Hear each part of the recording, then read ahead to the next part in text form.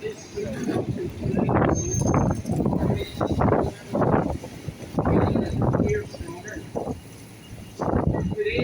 let us once again send a clear message to Boris Johnson and the British government that we will never, ever forget, and the truth will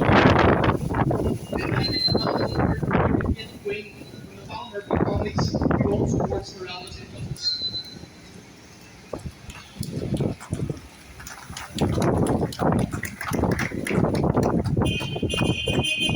My name I am the niece of John Laverty, murdered in 1971 by the British Parachute Regiment. The fact that I stand here today, the fact that my daughter stands here today, can only be attributed to the British government's refusal to deal with our past.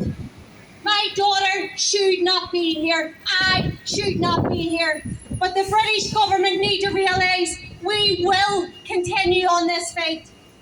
The inquest into the Ballymurphy massacre began in 2018. Last May we had our verdict. We always knew the truth. And on that day, our loved ones were vindicated. It addressed a painful legacy and it set the official record straight. Bereaved families need processes such as these. So today, we stand in solidarity with everyone seeking truth and justice. We stand here today in the name and memory of all of our loved ones to oppose this British government's Bill of Shame, which at its core is to provide an amnesty for their state forces. Let us be in no doubt, this bill is about covering up Britain's dirty war. It's a slap in the face to victims as it seeks to pull down the shutters to basic legal entitlements, including a right to investigation, to have an inquest, and to pursue a civil action. This bill that is being bulldozed into law has been rejected by every single political party on this island, rejected by the international community from Brussels to Washington, and here today is rejected on the streets of Belfast, of Dublin, Derry and London.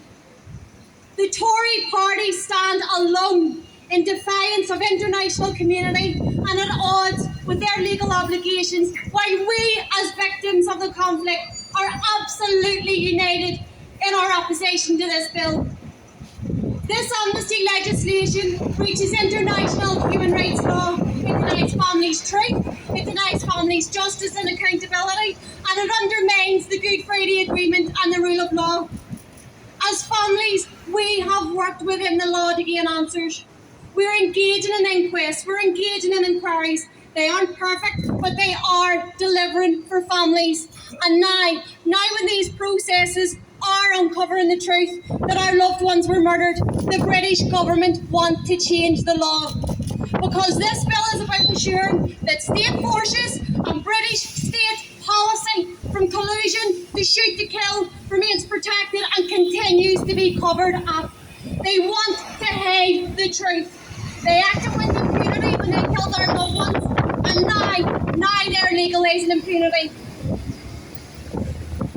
This legislation isn't about bereaved families, it isn't about our loved ones, it isn't about ensuring that we get to the truth.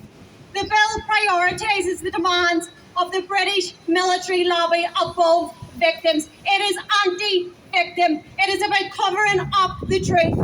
And this isn't anything new to us as families, because the British government have fought us every step of the way as we demand our rights. They've fought us tooth and nail as we demand justice.